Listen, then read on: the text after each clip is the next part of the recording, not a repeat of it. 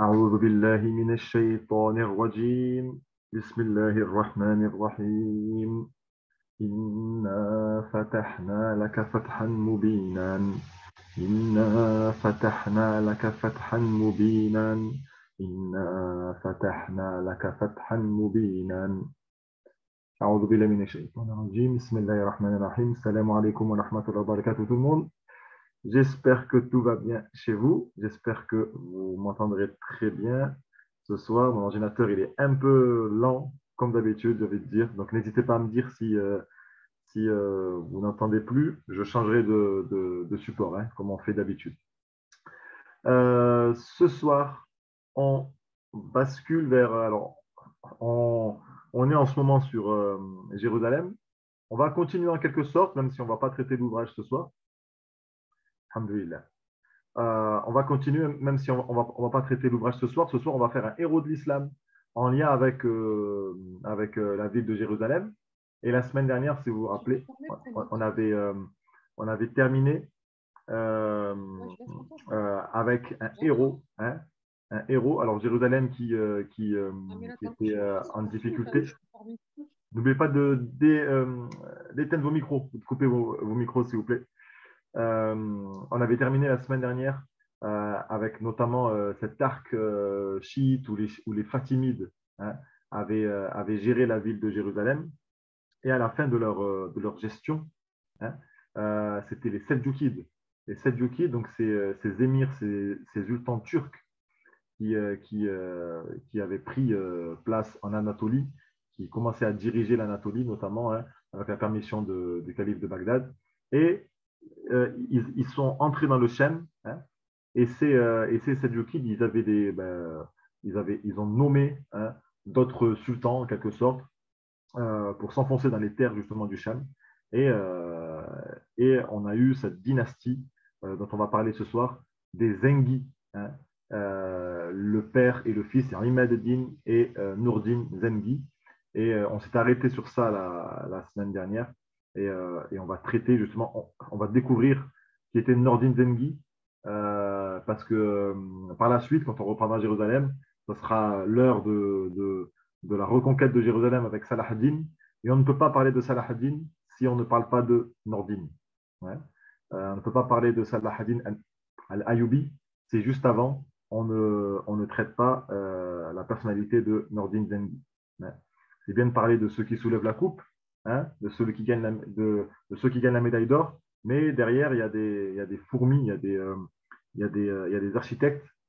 Et sans cela, hein, il n'y aurait pas eu cette grande victoire-là de la reconquête de Jérusalem. Donc ce soir, on va traiter la personnalité de Nourdin Zengi, qu'on n'avait pas vu, hein, en tant que héros de l'islam. Je vous rappelle, encore une fois, hein, les héros de l'islam, souvent je les traite avec différents livres, mais là, ce soir, j'ai utilisé les héros de l'islam aux éditions Ribat de Rissa Meyer. Ouais. Rissa Meyer, c'est aussi l'auteur du roman d'Al-Quds. Et ces derniers temps, avec les éditions Ribat, ils ont proposé de nombreux ouvrages sur l'histoire de l'islam, sur l'histoire de l'islam, de manière à ce que ce soit les musulmans qui rédigent leur histoire et pas les non-musulmans. Parce que dans les livres des non-musulmans, il y a beaucoup de choses qui passent à la trappe et on ne voit pas la grandeur de l'islam, l'apport islamique à l'humanité. Et donc, c'est important qu'il y ait eu des gens de notre communauté, notamment francophones, qui aient fait ce travail-là. Avant de parler de Nourdin Zengi, rahimahullah, ainsi que de son père rapidement, je vais vous préciser que ce soir, c'était le dernier, pour l'instant, hein, c'était le dernier cours d'histoire sur les histoires de l'islam, le dimanche soir, puisque, Inch'Allah, mercredi ou jeudi interviendra le mois sacré du Ramadan. Et on va donc se rencontrer, pour ma part, le vendredi soir, autour d'un compagnon. D'accord? On n'avait pas traité ce thème-là, hein. Durant les ramadans précédents, on avait traité d'autres héros de l'islam, notamment l'année dernière, on avait notamment traité de femmes. Hein. On avait fait intervenir des héroïnes de l'islam. Et là, cette année, on va se focaliser sur des compagnons. Et on va essayer de balayer un petit peu la vie du prophète en mettant en avant certains compagnons et leurs caractéristiques, ou plutôt les différentes époques de la sira du prophète, sallallahu alayhi wa sallam, avec les compagnons, Inch'Allah, qui l'ont accueilli à Médine, euh, avec les compagnons qui étaient très proches de lui. Hein. On va essayer de se focaliser chaque vendredi soir sur un compagnon en particulier pour essayer de copier, hein, de copier nos références, nos stars, comme dit Hassan Hussein. Hein. C'est nos stars, c'est nos exemples, on essaie de les copier eux. Et en introduction, je voulais vous parler de quelque chose d'important, puisque là, c'est bon, on est à la porte du Ramadan. Qu'Allah nous permette d'y entrer, qu'Allah nous permette de le vivre, qu'Allah nous permette de nous purifier, qu'Allah déjà fasse en sorte qu'il nous purifie avant l'entrée du Ramadan. Rappelez-vous ce qu'on avait dit il y a quelques semaines et essayons de demander pardon autour de nous à ceux à qui on aurait pu faire du mal. Nous, de notre côté, pour les gens qui nous ont troublés, essayons de leur pardonner. Hein. Essayons de leur pardonner. Vous savez que le pardon en islam, le pardon social, hein. Est-ce que vous m'entendez bien là? Tout va bien là? Mettez-moi un pouce ou quelque chose comme ça. Oui, très bien, très Allez, bien. super. Allez. Vous allez vous dire, je suis anxieux, mais c'est pour que le cours se passe bien. Vous savez qu'en islam, le pardon social, on ne l'accorde pas tout le temps, n'importe quand. Par contre, en quelque sorte, le pardon spirituel, il faut forcément pardonner dans son cœur et dans sa tête à un moment ou à un autre. Maintenant, le pardon social, c'est autre chose. Hein. Pardon social pour celui qui vole constamment, il compte à chaque fois sur le pardon des gens, parce que pardonner, c'est bien et ça permet d'élever son âme. Donc, si ce malfrat compte à chaque fois sur le pardon des gens, il va toujours continuer à voler, celui-là. Donc, à ce type de personnes, il faut pas pardonner socialement. Enfin, hein. Il faut forcément les faire passer, ce type de personnes, par, par la sanction. Mais nous, de notre cœur, hein, le pardon spirituel, le pardon pour Allah, euh, il faut le pratiquer tout le temps, pour tout le monde, pour le plus de personnes possible. Je sais que c'est très dur ce que je dis là. Moi-même, c'est compliqué pour moi aussi. Mais le pardon spirituel, le pardon de cœur, hein, à la différence au pardon social, il faut un jour ou l'autre euh,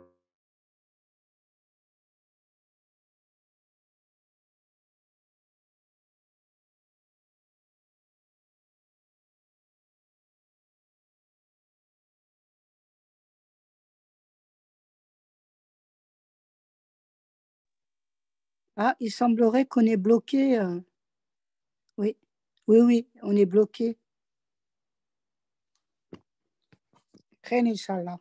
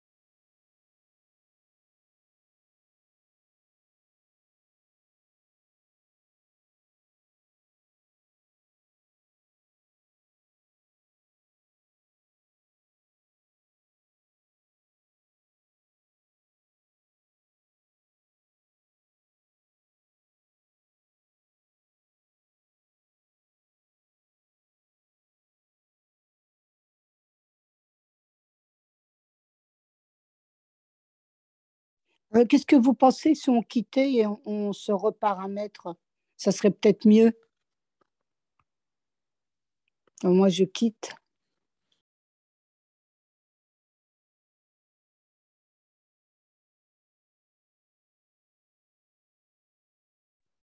Bon, j'ai pas eu le temps de répondre du coup. À mon avis, le prof, c'est ce qu'il est en train de faire. Inch'Allah, il va revenir. Salam alaikum, j'ai mis un message sur le groupe WhatsApp, peut-être qu'il le verra, Inch'Allah. Wa alaykoum salam, Inch'Allah.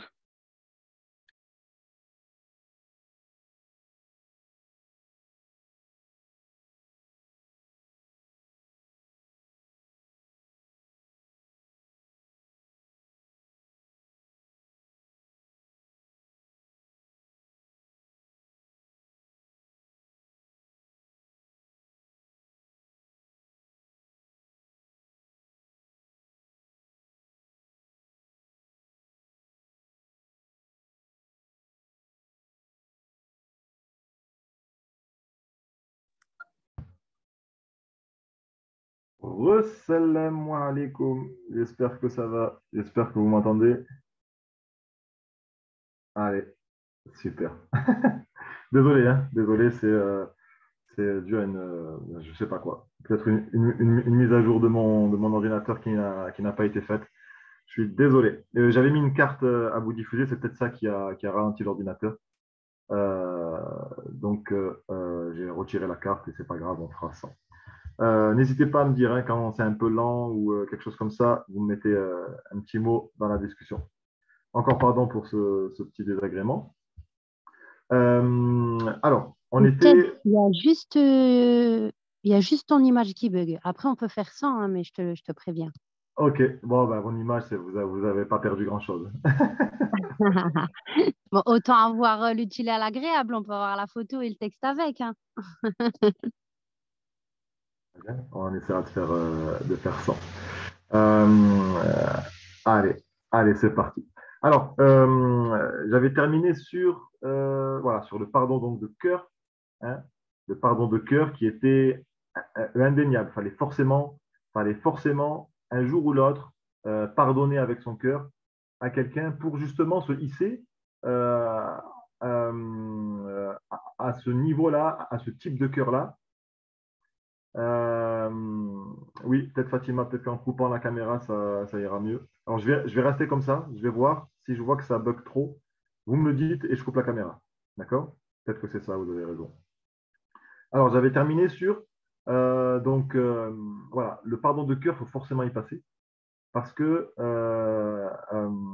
c'est les gens au Qalboun Salim qui pourront entrer au paradis. Hein. Et donc, j'avais dit donc, cet exemple-là, que entrer au paradis avec encore des remords, encore de la rancœur envers certains, ça a retardé notre entrée au paradis.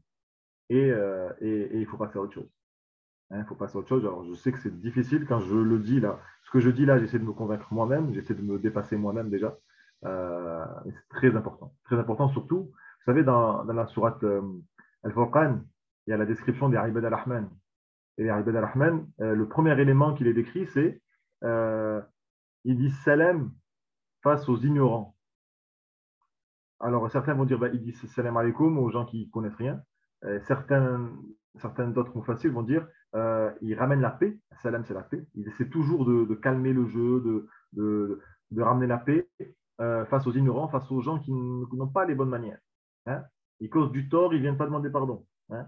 Face aux gens outranciers, hein. Face aux gens qui exagèrent, hein, ou mal élevés. Hein.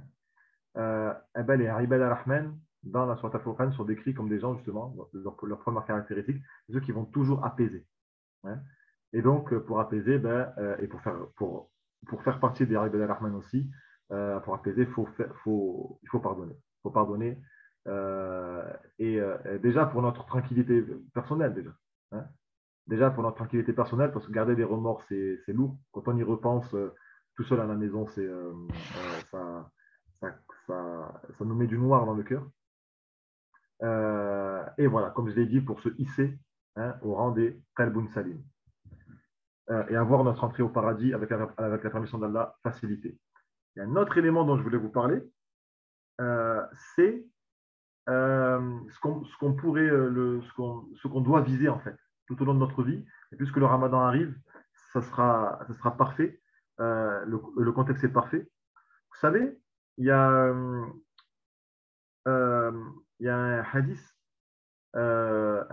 Qudsi, hein, cité par le prophète, et on dit que c'est Allah en fait qui parle à travers le prophète. Et ce hadith Qudsi, il dit, vous le connaissez tous, je dis globalement, hein, les obligations, c'est ce qui nous permet de nous rapprocher d'Allah, d'être proche d'Allah. Hein.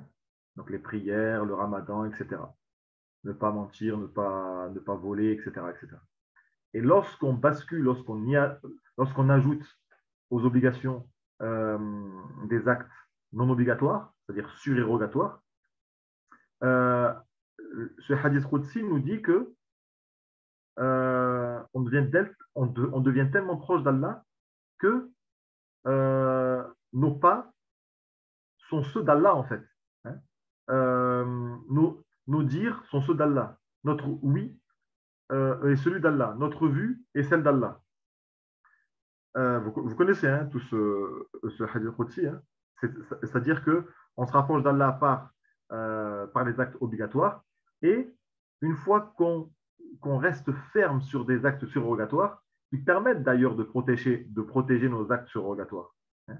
C'est important de faire des prières en plus parce que le diable qui veut notre perte nous attaque. Et si on ne fait que les prières obligatoires, quand il va attaquer notre prière obligatoire. Donc on est en danger. Notre prière obligatoire, qui est une obligation, hein, qui est extrêmement importante pour notre jugement, justement, Yawm al-Qiyamah, ce sera la première des choses sur laquelle on sera jugé. Pour protéger ce pilier-là extrêmement important, il faut forcément l'entourer d'un portail protecteur, hein, que sont les prières surrogatoires. Et justement, ce hadith Qudsi nous dit que une fois qu'on ajoute aux obligations des actes surrogatoires, en fait, lorsqu'on va agir, c'est Allah qui agit. Comme si c'est plus nous qui gérait notre vie. C'est plus nous qui gérions notre vie. Hein. Comme si c'est Allah qui prenait la suite. Il y a un imam du Sud qui faisait la comparaison avec le pilotage automatique dans la voiture. Hein. Lorsqu'on met le pilotage automatique, lorsqu'on est sur l'autoroute, on place, on enregistre le kilométrage à ne pas dépasser, 90 ou 110, on est sûr de ne pas se faire flasher, et en fait, on a juste à tourner le volant. Hein. Et donc, en fait, on est assisté dans notre conduite. Eh ben, c'est pareil avec les actes surrogatoires. Hein. C'est extrêmement important de pratiquer ces actes surrogatoires. Parce que celui qui pratique les actes surrogatoires, il a un certain statut en islam. Le statut, c'est quoi? C'est le statut de Wali Allah. Le statut de Wali Allah. Le statut de Wali Allah, c'est un rapproché d'Allah. Hein? C'est une personne qu'Allah aime. Et vous savez, celui qu'Allah aime, si un individu lui déclare la guerre ici-bas, c'est comme s'il déclarait la guerre à Allah. Quelqu'un qui va manquer de respect à un wali Allah, il est mal. Il est très mal. Hein. C'est pour ça qu'il faut faire attention à ne pas manquer de respect aux gens. Hein. On ne sait pas le niveau que cette personne a auprès d'Allah. Hein. Et je nous encourage tous à pratiquer les actes surrogatoires. On répète souvent de prier 10 fois le matin et 10 fois le soir sur le prophète, sallallahu alayhi wa sallam, à faire des prières surrogatoires, parfois le soir, en rajoutant juste avant Shafar et Witr une petite prière de 2 unités. Les rawatib, hein, elles sont très importantes. Fajr, juste avant Subh, le matin. La prière de 2 unités juste après Salat Maghrib. Hein. Quand on peut en matinée, Salat al-Duha. Hein, ça, c'est des choses très importantes. Donner un peu de sous pour ceux qui peuvent, hein, à certaines causes. Je ne sais pas si vous avez vu, mais Rachid Elgé, l'imam de Brest, l'un des imams de Brest, il est en train de réaliser une collecte pour refonder, pour rénover un village au Maroc. Ça, c'est quelque chose de merveilleux, ça. Hein. si ça se fait, s'il réunit l'argent nécessaire, c'est des gens qui vont avoir la vie facilitée tous les jours. Et nous, on est dans l'aide des gens, on est au service des gens tous les jours en ayant donné un petit peu de sous. Hein. Donc ça, c'est des occasions qu'il ne faut pas rater. Quoi d'autre? Si on ne peut pas donner d'argent, hein, parce que ce n'est pas facile pour tout le monde, donnons de notre temps. Hein, donnons de notre temps. Étudier l'islam, c'est important d'étudier l'islam, comme vous faites hein, d'ailleurs, hein, comme nous faisons, hein, parce que pour préparer un cours, on est pareil, en fait, on est tous ensemble. Hein. On étudie forcément l'islam pour préparer un cours. Je vous en prie, Fatia, bienvenue. Vous savez, les actes surrogatoires les meilleurs, après les obligatoires, c'est les études. C'est étudier l'islam. Ça, c'est génial, c'est très important. Mon professeur de fiqh, chaque lundi soir, j'étudiais le fiqh dans une petite mosquée à côté de chez moi, le fiqh malikite, et il nous dit, quand on a fini Salat Maghrib, ou quand on a fini Salat al-Isha, il nous dit, vous ne faites pas les nawafil juste après. Je veux voir personne faire les nawafil. Vous montez tout de suite en classe pour ne pas perdre de temps. Et vous ne perdez rien, parce que revenir étudier est meilleur que faire une prière surrogatoire. Ça ne veut pas dire qu'il ne faut pas faire de prière surrogatoire. Hein. Ça veut dire que quand vous êtes dans une situation où vous avez le choix, l'étude a plus de valeur. Hein. L'étude, c'est l'acte surrogatoire qui a le plus de valeur. Voilà.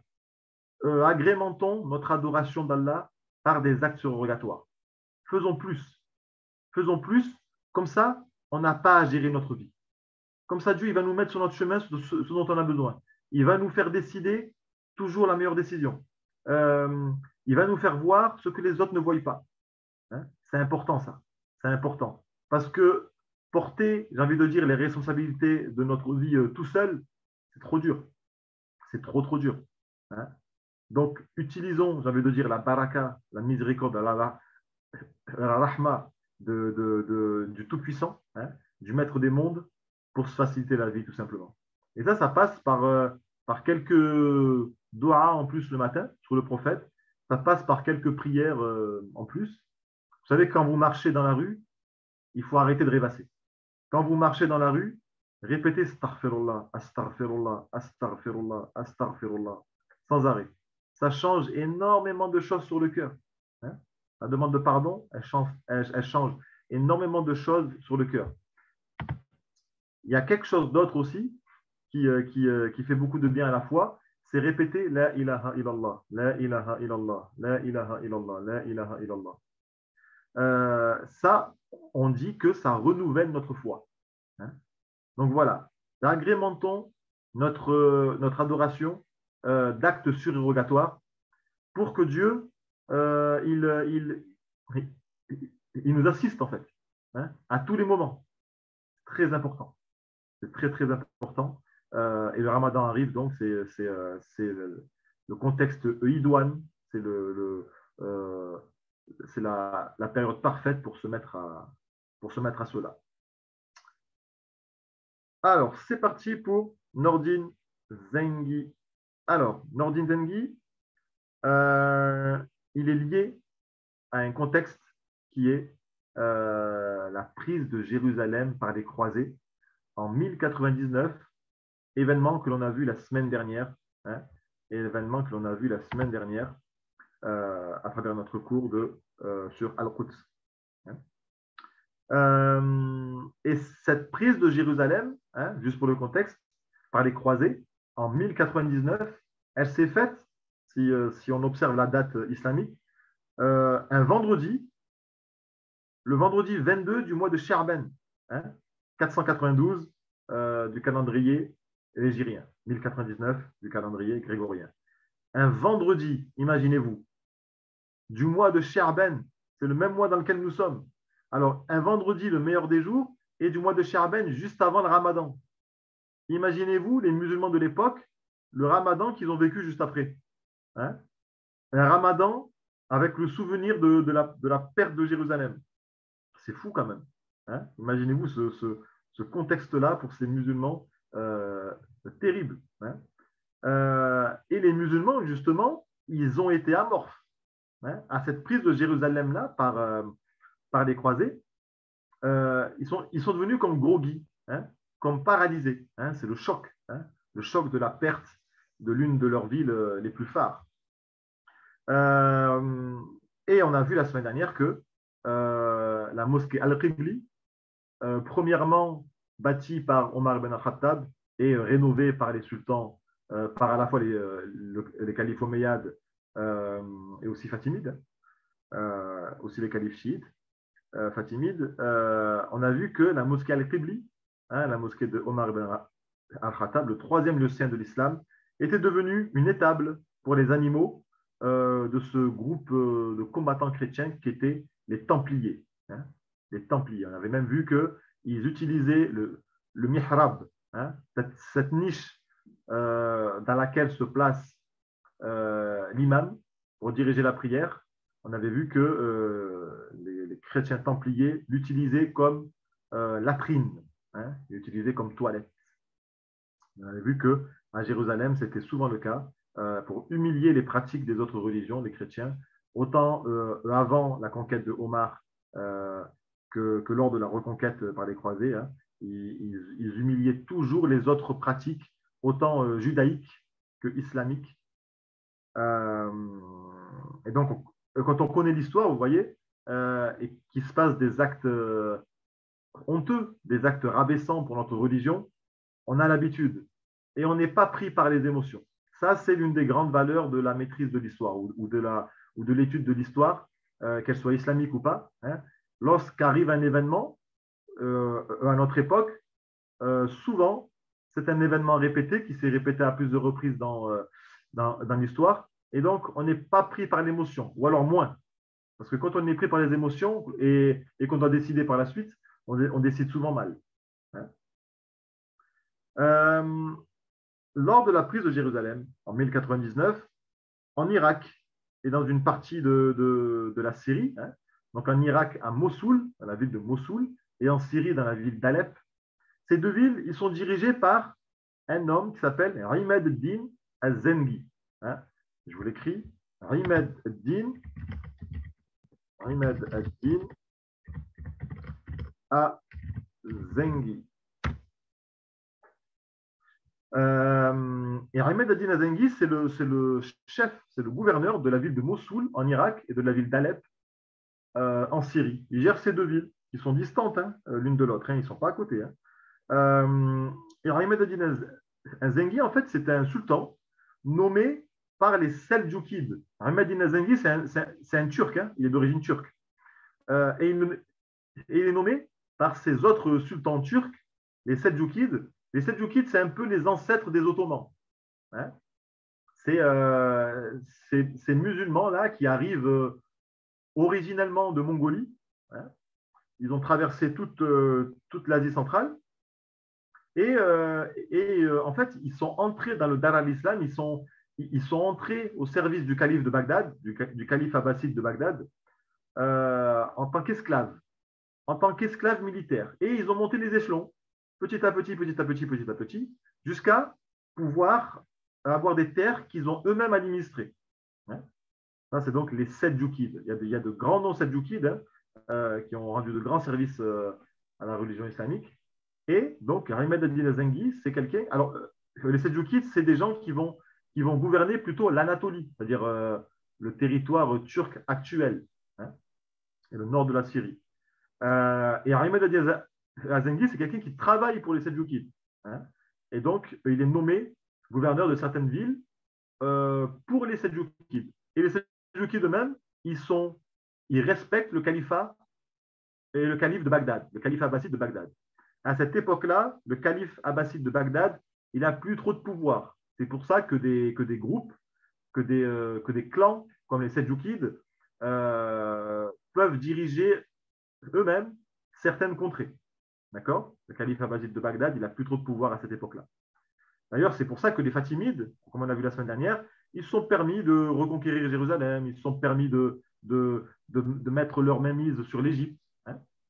À une époque, les Abbassides, ils sont devenus assez faibles. Ousted, s'il te plaît. Oui, voilà, je vous en prie. Excuse-moi. Est-ce que c'est eux qui étaient connus pour être des machines de guerre? Absolument, c'était des gens, ces militaires turcs, autant les Ottomans et avant ceux qui les ont précédés, les Seljoukides, militairement, ils se caractérisaient. Hein. Ils étaient vraiment, alors déjà fort physiquement. Hein. Ils avaient une organisation vraiment au point. Hein.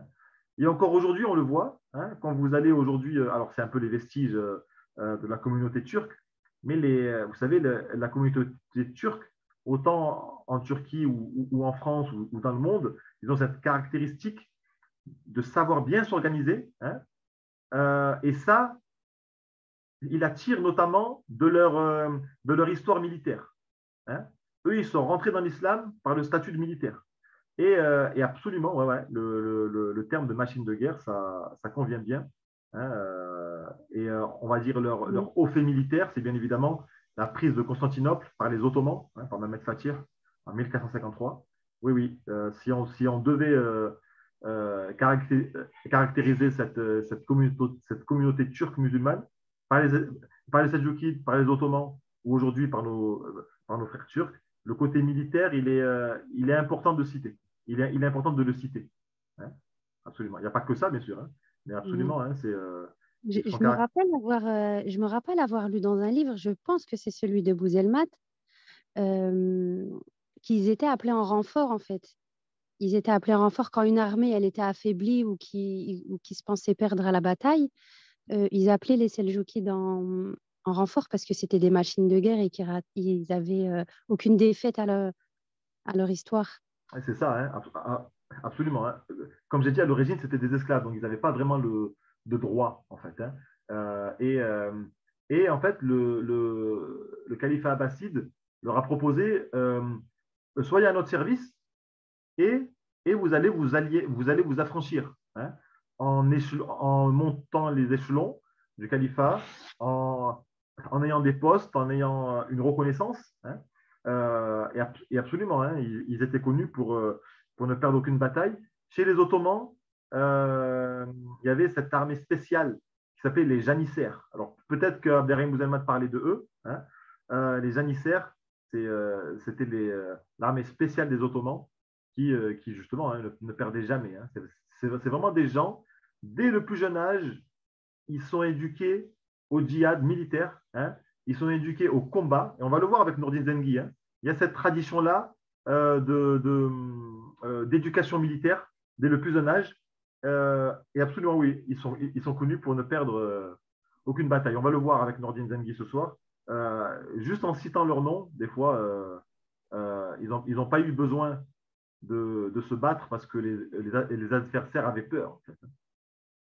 Salam alaikum. Comme salam, Aïda. Oui, juste pour rebondir sur ce que vous disiez par rapport aux janissaires, effectivement, c'était les soldats d'élite. Parfois, rien qu'en énonçant leur nom, les gens tremblaient et parfois ils ne se déplaçaient même pas. Et les gens avaient tellement peur d'eux qu'ils reculaient avant même le champ de bataille. C'est ça. Hein. Et d'ailleurs, un autre livre de Rissa Meyer, je crois, hein, qui s'appelle Le roman des janissaires, hein, et qui raconte l'histoire des Ottomans à travers le prisme de cette armée spéciale des janissaires. Ça permet de bien connaître l'histoire des Ottomans et de connaître cette armée spéciale des janissaires. Beaucoup de sultans, beaucoup de califes ont eu leur armée spéciale. Et les Abbassides, ben voilà, c'était les Turcs nouvellement entrés dans l'islam, qui sont caractérisés. Et c'est fort parce que les Turcs vont par la suite devenir les maîtres des musulmans. Hein. Les Ottomans, après, au XVIe siècle, en 1715, c'est Selim Ier qui va hériter des clés de la Mecque et de Médine. Hein, c'est le calife abbasside qui va lui donner. Et donc, ils ont débuté leur histoire dans la Oumma en tant qu'esclaves. Hein, et ils ont monté les échelons au fil des siècles jusqu'à devenir eux-mêmes les califes. Hein, et d'ailleurs, ce sont les derniers califes de la Oumma. Hein, jusqu'en 1923, ils ont gardé le califat. Donc, en termes d'ascension sociale, on ne peut pas faire mieux.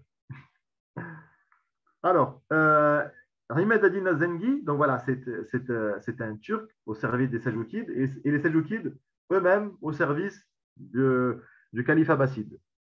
Rimed Adina Zengi, il se caractérise par deux idées, l'une servant l'autre. La première idée, c'est unifier les musulmans. Alors, imaginez-vous le Chem, donc la Syrie, en dessous ou à côté l'Irak, en dessous ce qui correspond aujourd'hui au Liban, la Palestine, Israël en plein milieu, encore en dessous de l'Arabie Saoudite, ce passage vers l'Afrique avec l'Égypte, imaginez-vous ce territoire-là, d'accord? Ce petit bout de terre qui descend. Et les musulmans, et en fait, là, le centre de ce territoire-là, donc c'est Jérusalem, qui est détenu par les chrétiens. Les chrétiens, ils ont d'autres lieux eux aussi, mais le Chem, principalement, il est musulman et il est dirigé par des gouverneurs musulmans. Mais tous désunis. Chacun veut garder un petit peu son petit royaume comme un petit égoïste et il ne veut pas penser à la Oumma. Voilà, ben, Jérusalem est perdu, tant pis. Moi, je me fais copain-copain avec les chrétiens pour garder mon royaume et c'est ça le plus important. Ça me fait penser, moi, à l'Andalousie, lorsque les chrétiens, justement, établissaient la Reconquista, hein, les gouverneurs musulmans, ils ne pensaient qu'à leur territoire. Hein, et ils ne pensaient pas à la conquête totale de la péninsule ibérique. Hein. Chacun pensait à son petit royaume, et tant qu'il avait son pouvoir, son argent et son petit territoire, la Oumma, ce n'était pas très important. Là, c'est pareil dans le Cham. Hein. Tous les gouverneurs se disent musulmans, notamment le gouverneur de Damas, hein, mais ils n'hésitent pas à s'associer aux chrétiens, à s'associer aux croisés pour garder leur pouvoir. D'accord? Je rappelle que les chrétiens, que les croisés, hein, je vais plutôt les appeler croisés parce que les byzantins sont aussi chrétiens et ils ont une autre manière de pratiquer. Les croisés et les byzantins ne s'aiment pas. Hein, ils n'ont pas la même pratique, ils ne s'apprécient pas beaucoup. Les croisés, ils sont très forts physiquement aussi. Hein. Ils avaient beaucoup impressionné les musulmans. Ils sont très forts physiquement, mais parallèlement à ça, ils sont beaucoup dans la superstition. Hein. Ils ont beaucoup de défauts qui font que, on le verra par la suite les semaines à venir, ils n'ont pas pu garder cette ville-là de Jérusalem par manque de valeur, notamment. Hein.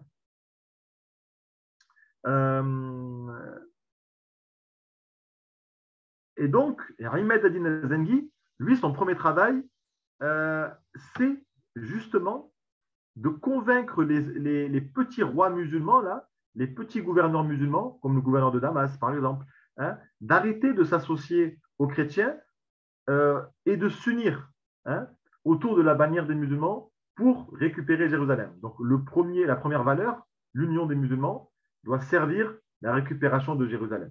Hein. Et en fait, il va travailler à ça. Hein. Il va essayer de convaincre les rois musulmans d'arrêter de pactiser avec les chrétiens.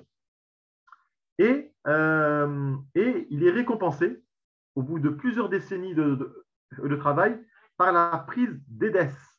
Édesse, c'est une ville phare du Chem, détenue par les chrétiens, par les croisés, pardon. Comme je vous ai dit, les croisés n'ont pas que Jérusalem, hein, ils ont d'autres villes aux alentours. Ahmed ad-Din Zengi, en 1144, donc la prise de Jérusalem par les croisés, c'est 1099, et en 1144, donc un peu moins de 50 ans plus tard, Ahmed ad-Din Zengi conquiert Édesse. Et ça, c'est un grand coup psychologique, autant pour les chrétiens que pour les musulmans. Les chrétiens, ils se disent, attention, on avait peut-être oublié qu'on était entouré de musulmans. Hein. On est entré en plein milieu du Dar al-Islam. On a conquis la ville la plus importante, mais on est entouré maintenant, on est encerclé de musulmans.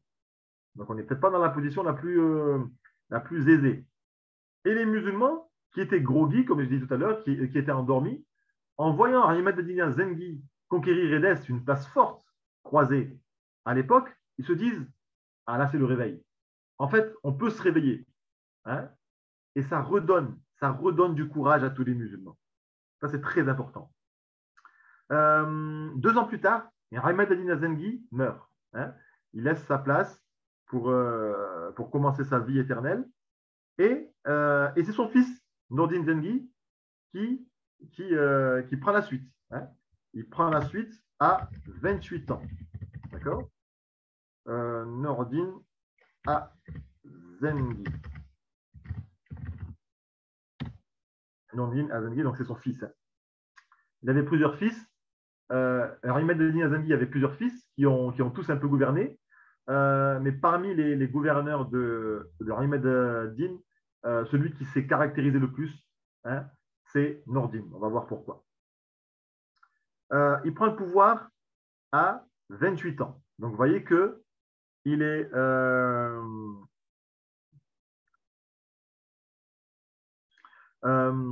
Nordin prend le pouvoir à 28 ans. On voit qu'il est assez jeune, hein, il ne prend pas à 40 ans, il ne prend pas à 50 ans. Et là, on voit qu'il est tout de suite efficace. Il est tout de suite efficace parce qu'en 1149, donc 3 ans après sa prise de fonction, il réalise une grande victoire, la prise de Ineb. La prise de Ineb, ce lieu qui s'appelle Ineb, contre le prince d'Antioche, Raymond de Poitiers. Hein. Il récupère sa ville, il récupère son lieu. Et encore une fois, c'est un petit peu sanglant ce que je vais raconter, mais en tant qu'homme politique, c'est bien vu pour marquer le coup, pour marquer le retour des musulmans et pour remonter le moral des musulmans. Il envoie la tête de Raymond de Poitiers, justement, au calife de Bagdad, hein, pour montrer que, justement, on est de retour et Jérusalem ne va pas rester longtemps aux mains des croisés. Alors, ce fait-là, il peut paraître sanglant, il peut paraître un peu sanguinaire, mais vous savez que dans les caractéristiques des gouverneurs, hein, il y a la caractéristique de faire couler le sang. Hein. C'est-à-dire que la personne qui n'est pas capable de faire couler le sang, il ne peut pas, postuler au gouvernorat. Il ne peut pas postuler à diriger. Parce que forcément, c'est un peu dans la lignée de ce que je disais tout à l'heure, forcément pour préserver le bien social, pour préserver la société du mal, il faut forcément punir, il faut forcément sanctionner. Hein. Et parfois, il y a la mise à mort, hein, qui est autorisée en islam dans certains cas. Et donc, Ahmed Eddin Zengi, hein, il réalise cet acte-là, mais on se rappelle la semaine dernière, hein, de la prise de Jérusalem par les croisés. Ils avaient tué tous les musulmans et tous les juifs, hein, jusqu'à ce qu'ils baignent dans le sang jusqu'aux chevilles. Hein. Et donc, voilà, cet acte-là, ça permet à Nordin de forger sa légende. Hein. Ça permet à Nordin de forger sa légende. Antioche, c'est dans les terres. Hein. C'est dans les terres et les chrétiens avaient plusieurs petits royaumes dans le Cham. Qu'est-ce que fait Nordin? Il va traverser justement le Cham, en largeur, hein, je parle, hein, pour aller se baigner dans la Méditerranée. Et ça, c'est vu comme une provocation aux yeux des croisés. Ça veut dire que Nordin, en fait, qu'est-ce qu'il est en train de dire là? Il est en train de dire, je me promène chez vous, dans vos terres, comme je veux, jusqu'à aller nager dans la mer, hein, pour me divertir. C'est vraiment un message tout de suite, dès sa prise de fonction, qu'il envoie aux croisés, on va récupérer Jérusalem et on va vous bouter hors de notre territoire. Hein. Tout de suite, il attaque, j'ai envie de dire. Hein. Et encore une fois, c'est fort parce que Nordin, il a grandi dans un contexte de la Oumma endormi, marqué mentalement par la défaite et par la prise de Jérusalem. La ville de Édesse, hein, qui avait été prise par son père. Certains combattants chrétiens, comme Louis VII de France ou Conrad III d'Allemagne, ces deux combattants-là, ces deux chevaliers-là, ces deux rois-là, européens, viennent la récupérer, viennent récupérer Édesse, qui avait donc été prise quelques années auparavant par le père de Nordin, Ahmed. Et lorsque ces combattants croisés ont commencé à faire le siège de la ville, lorsqu'on leur a dit que Nordin arrive, tous les chevaliers chrétiens sont partis. Hein, et en fait, il n'y a pas eu de combat. Hein. Donc voilà, dans la lignée de ce que je vous ai dit tout à l'heure, hein, Nordin, à la simple mention de son nom, on avait peur. Hein. Et ça, c'est dû justement à ses actions, hein, à sa politique militaire engagée et offensive. Dans la même lignée, il récupère Damas. Alors, le gouverneur de Damas, il était assez fourbe. Hein.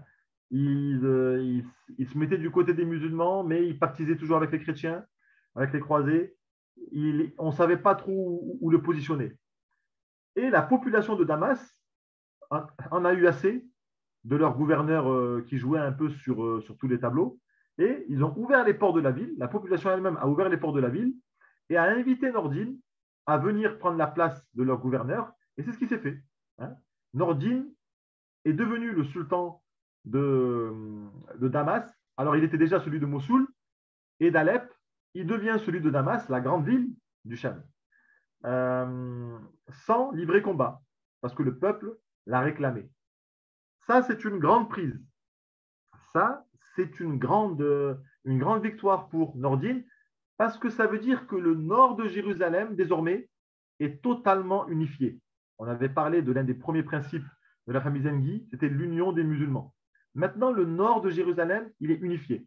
Hein. Alep, Mossoul, Damas, les grandes villes du nord, ils sont sous la même bannière, celle des Zengi, celle de l'union, celle de la volonté de récupérer Jérusalem. Et celle de la Sunna aussi. Celle de la Sunna aussi, parce que on avait cité la semaine dernière que le Cham avait été très marqué par les Fatimides. Les Fatimides qui s'étaient positionnés au Maghreb, notamment dans une partie de la Tunisie et aussi principalement en Égypte. Et ils avaient même récupéré Jérusalem, les Fatimides. C'était des chiites ismaéliens. Et le combat aussi de Nordine, c'est de replacer la Sunna dans la pratique des musulmans, hein, d'effacer les pratiques chiites. On avait vu la semaine dernière que une fois Jérusalem conquise, les Fatimides avaient interdit la pratique du sunnisme, hein, et avaient répandu leur doctrine ismaélienne. Et donc Nordine, il travaille aussi pour la Sunna. Hein. Il essaye d'effacer les marques fatimides et de leur chiisme ismaélien. Et donc, cette conquête du nord de Jérusalem, elle est extrêmement importante pour la suite. Elle est extrêmement importante pour la suite. Là, vous avez vu que Nordine, il n'a pas foncé comme les croisés. Il n'a pas foncé comme les croisés vers Jérusalem pour prendre la ville. Il y en a qui ont fait ça. Hein. Ils veulent une ville en particulier, ils foncent, ils conquièrent la ville, ils sont contents, mais ils ne gardent pas la ville longtemps. Parce que pour conquérir un centre, il faut d'abord conquérir sa périphérie. Hein, c'est exactement ce qu'a fait le prophète. Pour conquérir la Mecque, il a d'abord établi une périphérie, à Médine, et il s'est rapproché petit à petit. Hein. Et c'est la technique que va pratiquer Nordine Zengi, la pratique de la marée montante. La pratique de la marée montante. Hein, je vous l'écris. Stratégie de la marée montante. C'est-à-dire qu'il ne va pas attaquer tout de suite Jérusalem parce que les croisés qui sont très forts au combat, ils ne vont pas se laisser faire. Donc, c'est peut-être une victoire pour une défaite quelques années après.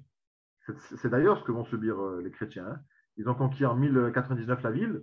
À la reconquête de Salah ad-Din, ils ne vont plus jamais la diriger. Donc, en fait, cette pratique de la marée montante, ça explique beaucoup de choses dans l'esprit de Nordine Zengi. Il ne se voit pas comme la pièce maîtresse, en fait. Hein. Il ne se voit pas comme le conquérant final de Jérusalem pour inscrire son nom pour la postérité. Il ne se voit pas comme ça. Il se voit comme une simple fourmi. Il se voit comme un serviteur des générations futures. Et ça, c'est extraordinaire. Il est tellement brillant, il est tellement capable, mais en même temps, il est très humble. Hein. Et permettez-moi de vous citer une invocation, une doua, qui citait très souvent. Hein. Il citait très souvent cette doua. C'est la suivante. Ô Seigneur, puisses-tu prédestiner la victoire, non à moi-même, mais à l'islam seul. Car qui suis-je donc pour la mériter? souvent, quand on le félicitait, un jour, l'un de ses généraux lui demande de ne pas prendre de risques et de ne pas aller euh, au devant, euh, au devant du front pour ne pas risquer de mourir. Et en fait, il répond, mais en fait, la victoire ne dépend pas de moi, elle dépend des musulmans. Moi, je ne suis qu'une fourmi, en fait, hein, dans tout cela. Alors qu'en fait, c'était bien plus qu'une fourmi, c'était vraiment une lumière pour l'islam, hein. Donc, son humilité, elle est très marquante, hein. Son humilité, elle est très marquante. Et vous savez, ce sultan-là, on le compare souvent au calife bien guidé, hein. Il y a pas mal de savants de la tradition qui le comparent au calife bien guidé et à aussi le cinquième calife, qui faisait partie justement de la famille de Omar ibn al-Khattab, hein. On le place aussi parmi eux par son humilité, par sa compétence, hein, et par sa piété. Par sa piété, pourquoi? Parce que c'est quelqu'un qui va, une fois chef de Damas, construire de nombreuses mosquées à Damas, hein. D'abord, il travaille le spirituel, hein. D'abord, il travaille le fond, hein. Et ensuite, il passe à la forme, ensuite, il passe au terrain. Donc, il construit de nombreuses mosquées à Damas, notamment. Damas, elle redevient un centre d'études très important. Il construit aussi de nombreuses écoles, hein. Vous voyez sa stratégie. Il prépare les cœurs avant de conquérir le terrain. Il fonde notamment un Dar al-Hadith à Damas. Et chose étonnante, il est lui-même étudiant de cet institut. Et il reçoit même une ijaza dans le hadith. C'est quand même extraordinaire, ça, hein. Un gouverneur qui étudie, hein, et qui est un pieux, en fait, au bout du compte, hein. Il met toujours les savants au devant. Il se présente toujours avec les savants et il met toujours les savants devant lui, hein. Il s'humilie devant les savants. Subhanallah, c'est quelqu'un, dès sa jeunesse, en fait, on l'a mis dans les études islamiques, hein. Dès sa jeunesse, on l'a mis dans les études islamiques. Et il y a quelque chose aussi d'important que je voulais vous citer, c'était son lien avec le cheval, hein. Son lien avec le cheval. Quand on raconte, quand on le voyait en fait manier son cheval et quand on le voyait au combat, en fait, on disait qu'un cheval, c'était le prolongement de lui-même. Et c'est quelqu'un qui, très jeune, a appris à manipuler le cheval. C'est quelqu'un qui, très jeune, s'amusait au polo. Vous voyez, le polo, ce sport que pratiquent encore les Mongols, hein, puisque les Turcs sont d'origine mongole. Le fait de jouer à récupérer quelque chose par terre à cheval, hein. Il a beaucoup pratiqué ce sport-là dans sa jeunesse. Et forcément, ça l'a aidé à être un expert du cheval et à être un expert militaire, puisqu'à cette époque-là, manier le cheval, ça permettait de réaliser, ou plutôt de se perfectionner au domaine militaire, hein. Et là, sur ce point-là, j'ai envie de m'arrêter. La pédagogie des Seljoukides, hein. C'est une dynastie qui a mis le djihad militaire au centre, qui a mis la conquête au centre de leur pratique islamique. Et donc, ils ont proposé un outil pédagogique, le polo, pour faire manier le cheval à leur enfant, qui était une condition des réussites militaires incontournables. Et ça, c'est quelque chose qui doit nous parler. On doit aussi, nous, proposer à nos enfants certaines pratiques de l'islam, mais présentées de manière pédagogique, présentées de manière amusante, comme un jeu, hein. C'est-à-dire que parler du prophète, sallallahu alayhi wa sallam, à nos enfants ou à nos familles, ça doit être des actions reposantes. On doit le faire autour d'un thé. On doit le faire une fois de temps en temps et ça doit être pour tout le monde un moment agréable, hein. La prière aussi à la maison, ça doit être un moment agréable.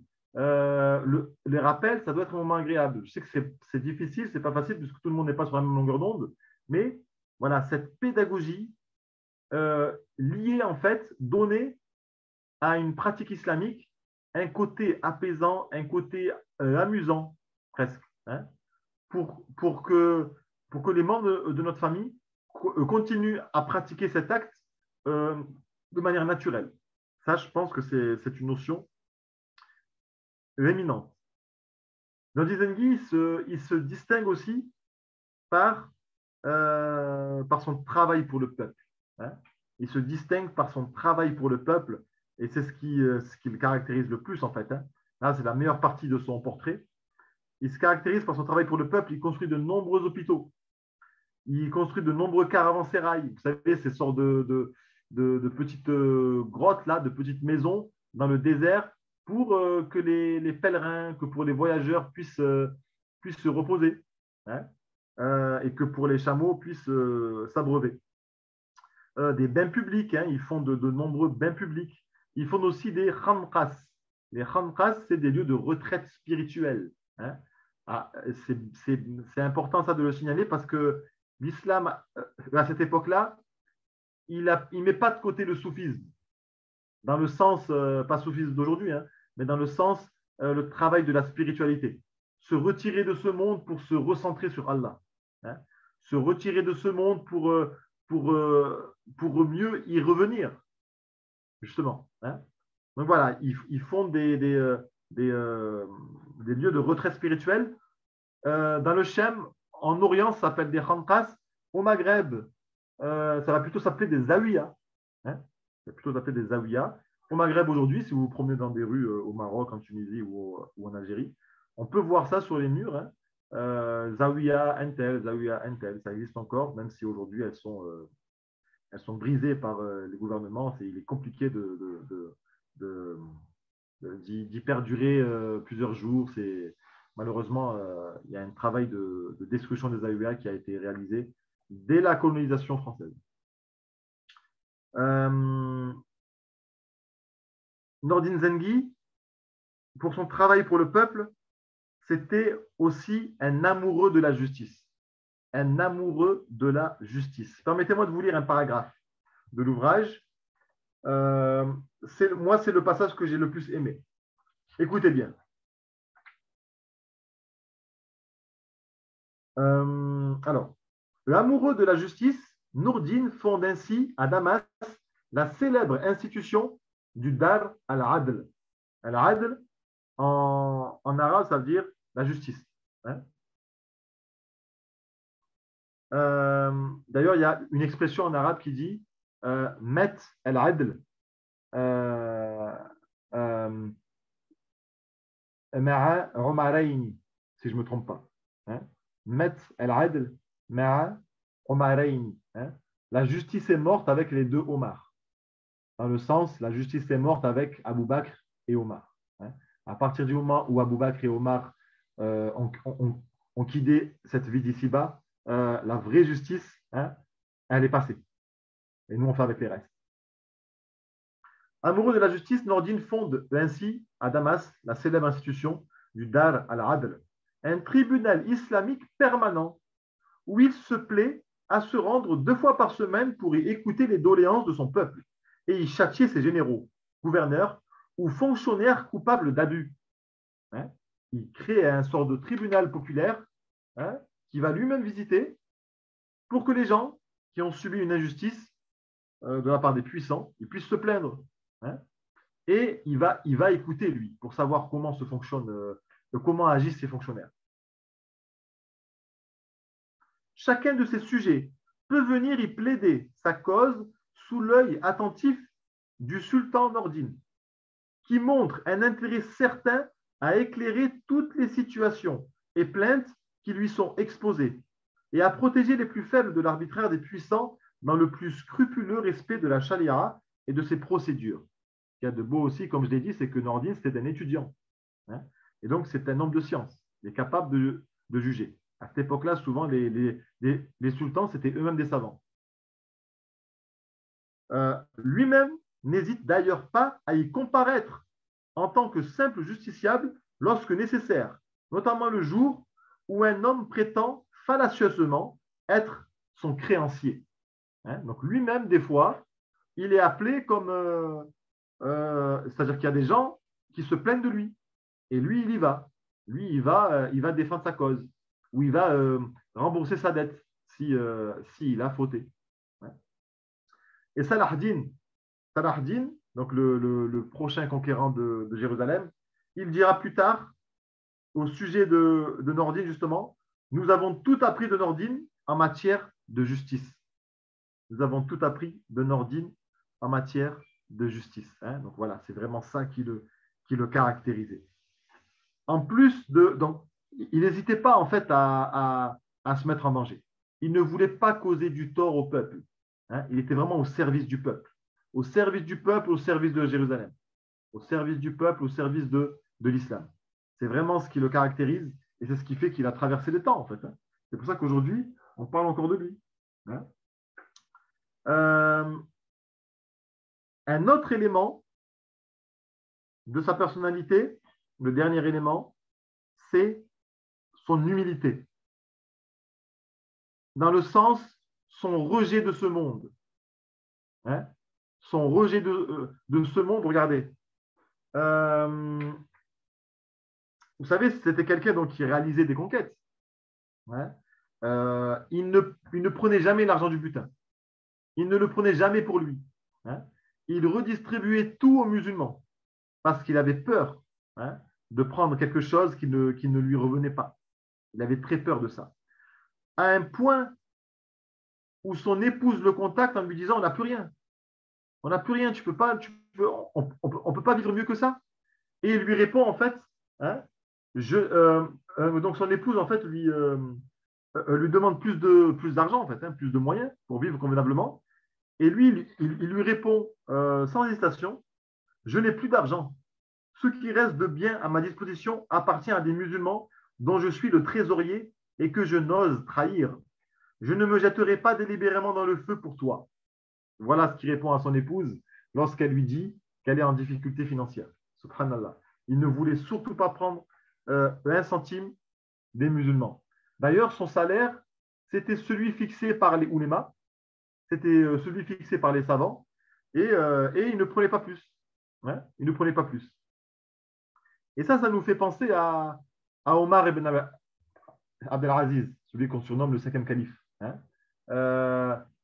Son épouse, un jour, elle lui dit Subhanallah, tu m'offres plus de bijoux. Je vous en prie, Aïcha, à très bientôt. Son épouse, un jour, elle lui dit tu ne m'offres plus de bijoux. Alors qu'avant, avant que tu deviennes calife, tu m'en offrais.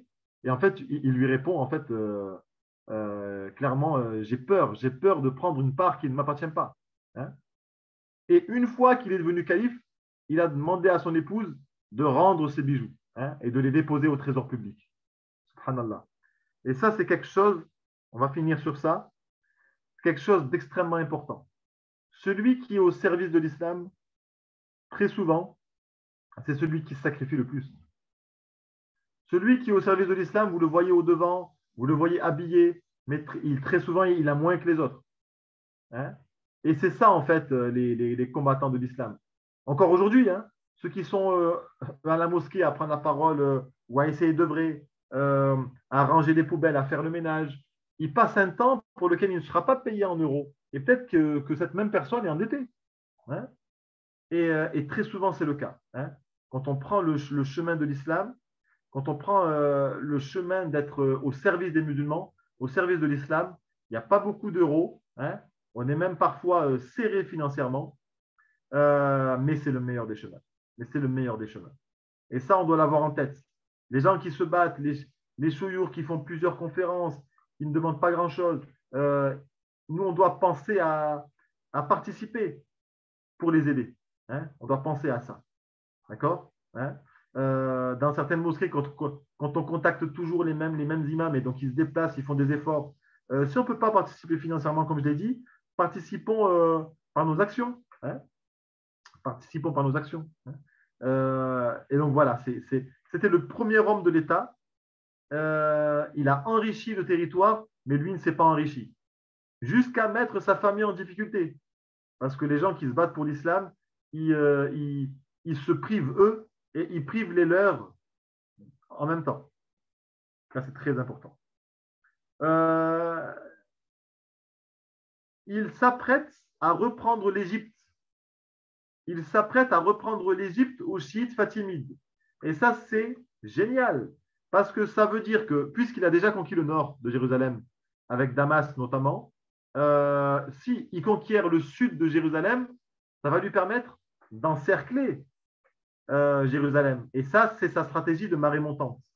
Et donc, il est sur le point de conquérir l'Égypte et il place l'un de ses généraux, l'un de ses généraux kurdes.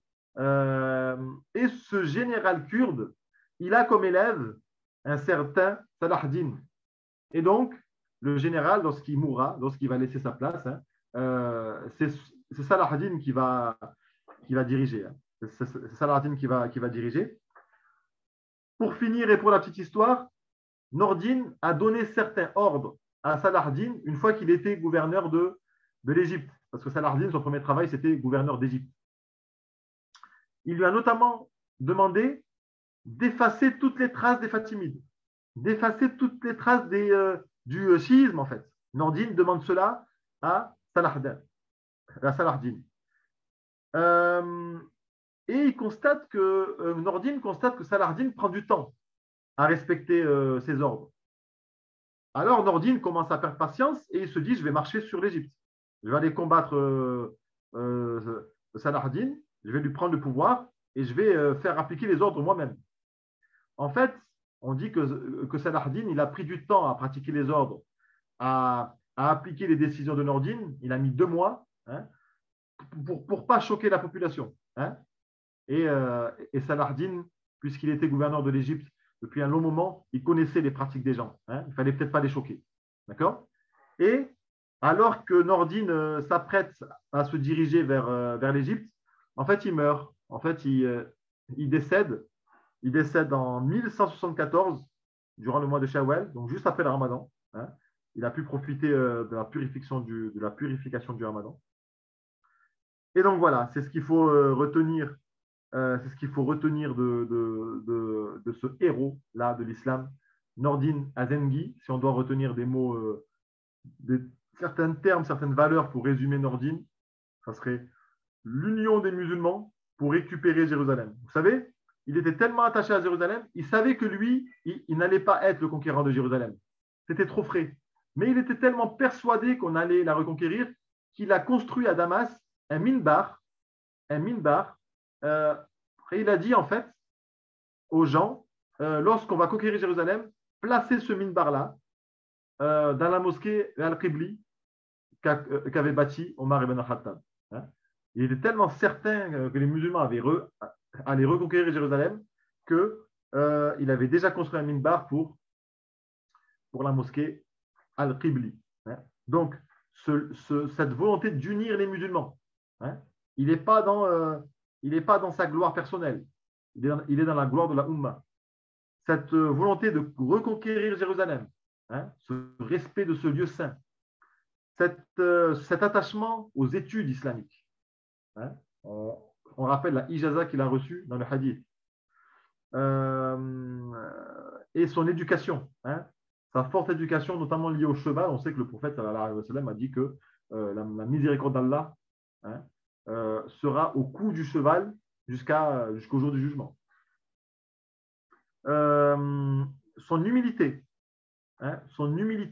il se caractérise comme une fourmi. Il ne veut pas être lui le conquérant de Jérusalem, il prépare les générations futures à conquérir Jérusalem. Sa stratégie, la stratégie de la marée montante, et son travail pour le peuple avec les nombreux hôpitaux et avec son amour pour la justice, et le Dar al-Adl, ce tribunal populaire auquel il participait régulièrement. Et sa petite dispute à la fin de sa vie avec Salah ad-Din, mais alhamdoulilah, ils ne se sont pas combattus. Voilà pour ce soir. N'oubliez pas ce que je vous ai dit au tout début du cours. lorsque je vous ai proposé de pratiquer des actes surrogatoires de manière à ce que Allah puisse devenir notre oui, notre vue, notre toucher, hein, de manière à ce qu'il puisse gérer notre vie. Comme ça, nous, on n'a pas à gérer la nôtre tout seul, on n'a pas à la supporter tout seul. C'est extrêmement important. On se quitte et qu'Allah fasse qu'on se retrouve dans le meilleur des mois, vendredi prochain, avec un compagnon. Je n'ai pas encore décidé, je n'ai pas encore fixé le nom. J'ai sélectionné les 4 ou 5 là, mais il faut encore que je prépare celui de vendredi, Inch'Allah. Alors, je crois que vendredi, puisqu'on mange à 19h vendredi, autour de 19h, je crois qu'on aura rendez-vous à 18h, si je ne me trompe pas. À 18h ou à 17h? Je ne sais plus. Vous savez? Il a dit 18h. Allez, ok. Salut. Ok, Pardon. 18h. Donc, juste avant le repas. Juste avant le repas. Et comme vous le savez désormais, je ne vais pas déborder. Inch'Allah. Pas le choix, Stade. Ça sera l'heure du foot après. Ah ouais, là, je n'ai pas le droit à l'erreur. Là. Sinon, Shafia va me tuer. Hein.